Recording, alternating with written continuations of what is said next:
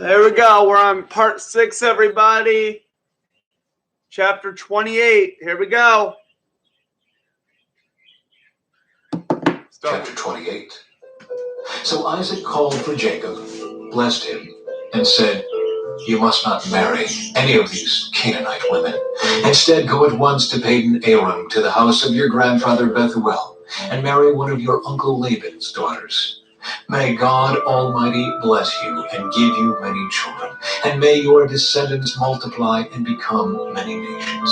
May God pass on to you and your descendants the blessings he promised to Abraham. May you own this land where you are now living as a foreigner, for God gave this land to Abraham." So Isaac sent Jacob away, and he went to Padan Aram to stay with his uncle Laban, his mother's brother, the son of Bethuel the Aramean. Esau knew that his father Isaac had blessed Jacob and sent him to Padan Aram to find a wife, and that he had warned Jacob, "You must not marry a Canaanite woman." He also knew that Jacob had obeyed his parents and gone to Padan Aram. It was now very clear to Esau that his father did not like the local Canaanite women. So Esau visited his uncle Ishmael's family and married one of Ishmael's daughters in addition to the wives he already had. His new wife's name was Mahalath. She was the sister of Nebaioth and the daughter of Ishmael, Abraham's son. Jacob's dream at Bethel. Meanwhile, Jacob left Beersheba and traveled toward Haran. At sundown, he arrived at a good place to set up camp and stopped there for the night. Jacob found a stone to rest his head against and lay down to sleep. As he slept, he dreamed of a stairway that reached from the earth up to heaven, and he saw God going up and down the stairway. At the top of the stairway stood the Lord, and he said, "I am the Lord, the God of your grandfather Abraham, and the God of your father Isaac. The ground you are lying on belongs to you. I am giving it to you and your descendants. Your descendants will be as numerous as the dust of the earth. They will spread out in all directions, to the west and the east, to the north and the south, and all the families of the earth will be blessed through you and your descendants. What's more, I am with you, and I will protect you wherever you go. One day, I will bring you back to this land. I will not leave you until I have finished giving you everything I have promised you." Then Jacob awoke from his sleep and said, "Surely the Lord is in this place, and I wasn't even aware of it." But he was also afraid and said, "What an awesome place this is. It is none other than the house of God, the very gateway to heaven." The next morning, Jacob got up very early. He took the stone he had rested his head against, and he set it upright as a memorial pillar. Then he poured olive oil over it. He named that place Bethel, which means house of God, although the name of the nearby village was Luz. Then Jacob made this vow: "If God will indeed be with me and protect me on this journey, and if he will provide me with food and clothing, and if I return safely to my father's home, then the Lord will certainly be my God. And this memorial pillar I have set up will become a place for worshiping God, and I will present to God a tenth of everything he gives me."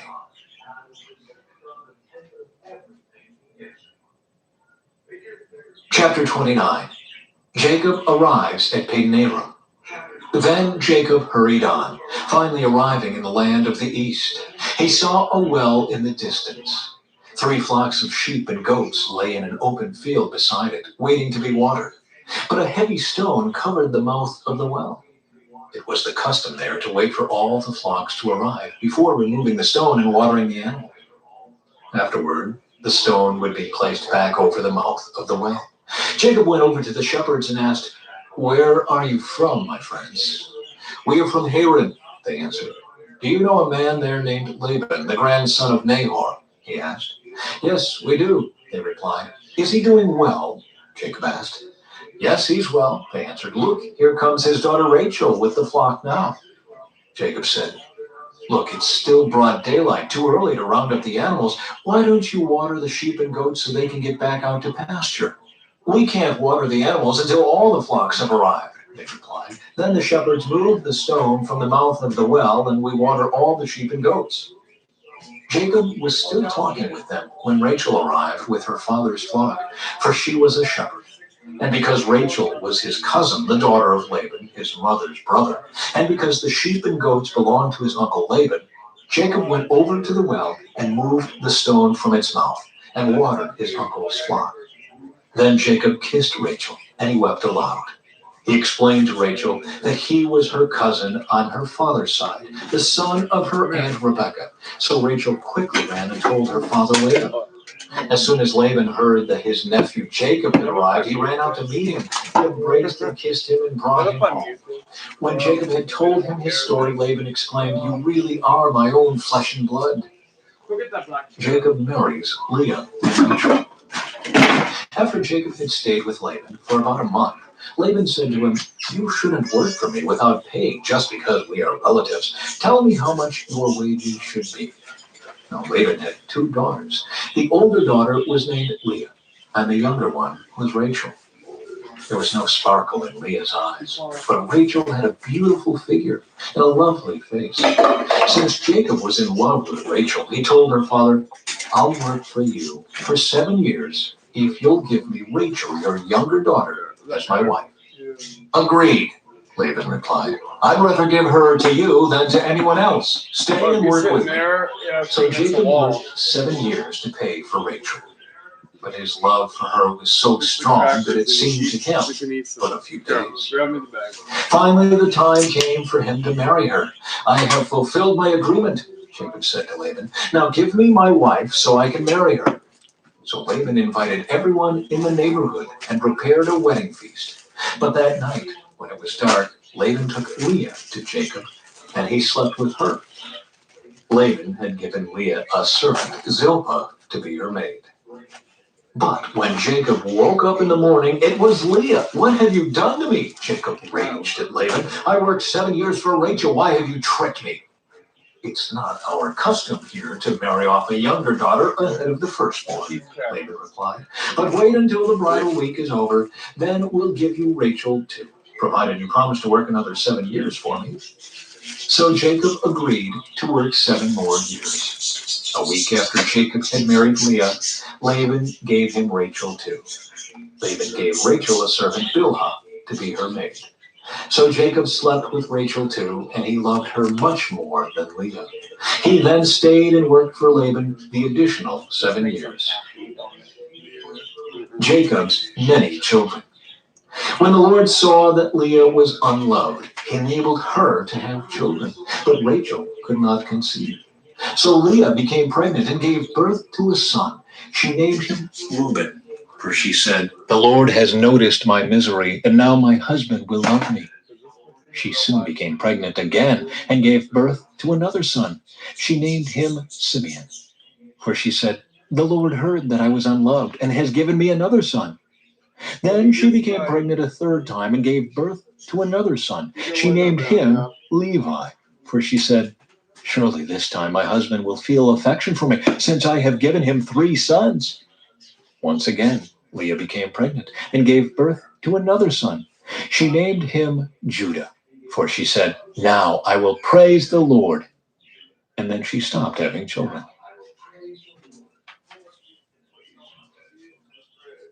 Chapter 30. When Rachel saw that she wasn't having any children for Jacob, she became jealous of her sister. She pleaded with Jacob, "Give me children or I'll die." Then Jacob became furious with Rachel. "Am I God?" he asked. "He's the one who has kept you from having children." Then Rachel told him, "Take my maid Bilhah and sleep with her. She will bear children for me, and through her I can have a family too." So Rachel gave her servant Bilhah to Jacob as a wife, and he slept with her. Bilhah became pregnant and presented him with a son.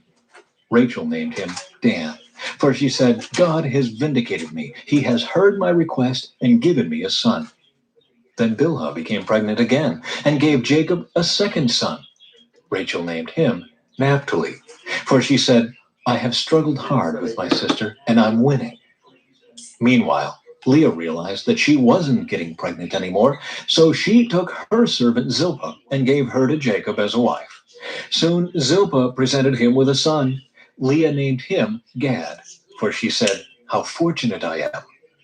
Then Zilpah gave Jacob a second son, and Leah named him Asher. For she said, "What joy is mine! Now the other women will celebrate with me." One day during the wheat harvest, Reuben found some mandrakes growing in a field and brought them to his mother Leah. Rachel begged Leah, "Please give me some of your son's mandrakes." But Leah angrily replied, "Wasn't it enough that you stole my husband? Now will you steal my son's mandrakes too?" Rachel answered, "I will let Jacob sleep with you tonight if you give me some of the mandrakes." So that evening, as Jacob was coming home from the fields, Leah went out to meet him. "You must come and sleep with me tonight," she said. "I have paid for you with some mandrakes that my son found." So that night, he slept with Leah. And God answered Leah's prayers. She became pregnant again and gave birth to a fifth son for Jacob. She named him Issachar, for she said, "God has rewarded me for giving my servant to my husband as a wife." Then Leah became pregnant again and gave birth to a sixth son for Jacob. She named him Zebulun, for she said, "God has given me a good reward. Now my husband will treat me with respect, for I have given him 6 sons." Later, she gave birth to a daughter and named her Dinah. Then God remembered Rachel's plight and answered her prayers by enabling her to have children. She became pregnant and gave birth to a son. "God has removed my disgrace," she said, and she named him Joseph. For she said, "May the Lord add yet another son to my family." Jacob's wealth increases. Soon after Rachel had given birth to Joseph, Jacob said to Laban, "Please release me so I can go home to my own country. Let me take my wives and children, for I have earned them by serving you, and let me be on my way. You certainly know how hard I have worked for you." "Please, listen to me," Laban replied. "I have become wealthy, for the Lord has blessed me because of you. Tell me how much I owe you. Whatever it is, I'll pay it." Jacob replied, "You know how hard I've worked for you and how your flocks and herds have grown under my care. You had little indeed before I came, but your wealth has increased enormously. The Lord has blessed you through everything I've done. But now, what about me? When can I start providing for my own family?" "What wages do you want?" Laban asked again. Jacob replied, "Don't give me anything. Just do this one thing, and I'll continue to tend and watch over your flocks. Let me inspect your flocks today and remove all the sheep and goats that are speckled or spotted, along with all the black sheep. Give these to me as my wages. In the future, when you check on the animals you have given me as my wages, you'll see that I have been honest. If you find in my flock any goats without speckles or spots, or any sheep that are not black, you will know that I have stolen them from you." "All right," Laban replied. "It will be as you say." But that very day, Laban went out and removed the male goats that were streaked and spotted, all the female goats that were speckled and spotted or had white patches, and all the black sheep. He placed them in the care of his own sons, who took them a 3 days' journey from where Jacob was. Meanwhile, Jacob stayed and cared for the rest of Laban's flock. Then Jacob took some fresh branches from poplar, almond, and plane trees and peeled off strips of bark, making white streaks on them. Then he placed these peeled branches in the watering troughs where the flocks came to drink, for that was where they made it. And when they made it in front of the white streaked branches, they gave birth to young that were streaked, speckled, and spotted. Jacob separated those lambs from Laban's flock. And at mating time, he turned the flock to face Laban's animals that were streaked or black. This is how he built his own flock instead of increasing Laban's. Whenever the stronger females were ready to mate, Jacob would place the peeled branches in the watering troughs in front of them. Then they would mate in front of the branches. But he didn't do this with the weaker ones, so the weaker lambs belonged to Laban and the stronger ones were Jacob's. As a result, Jacob became very wealthy with large flocks of sheep and goats, male and female servants, and many camels and donkeys.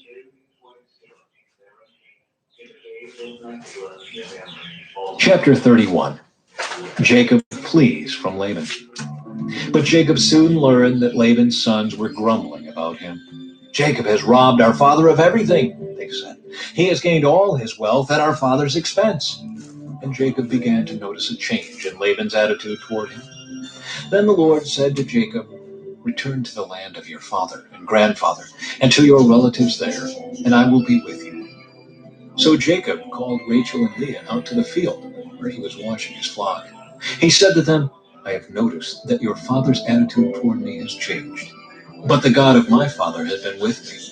You know how hard I have worked for your father, but he has cheated me, changing my wages 10 times. But God has not allowed him to do me any harm. For if he said, 'The speckled animals will be your wages,' the whole flock began to produce speckled young.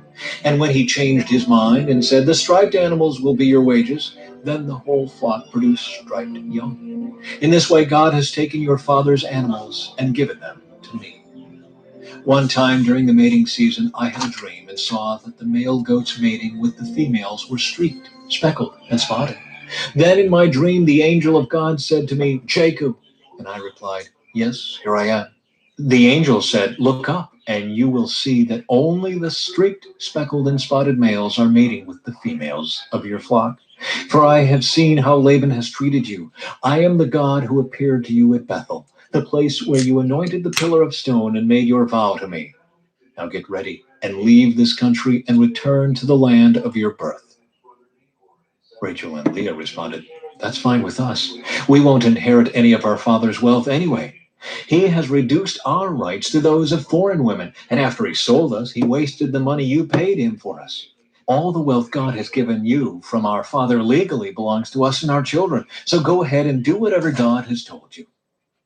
So Jacob put his wives and children on camels, and he drove all his livestock in front of him. He packed all the belongings he had acquired in Padan Aram and set out for the land of Canaan, where his father Isaac lived.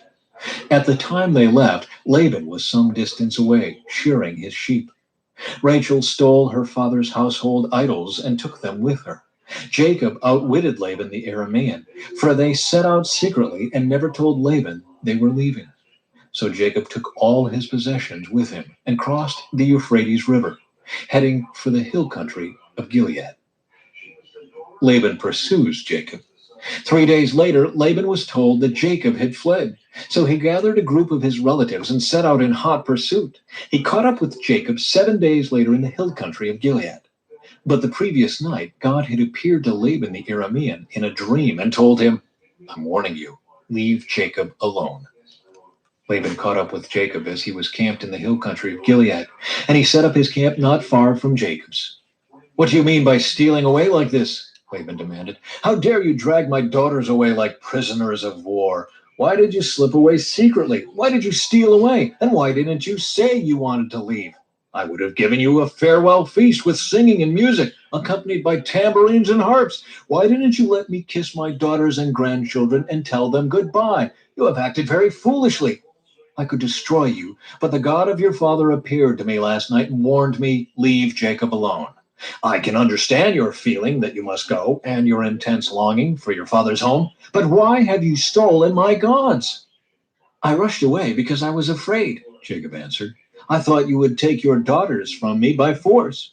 But as for your gods, see if you can find them, and let the person who has taken them die.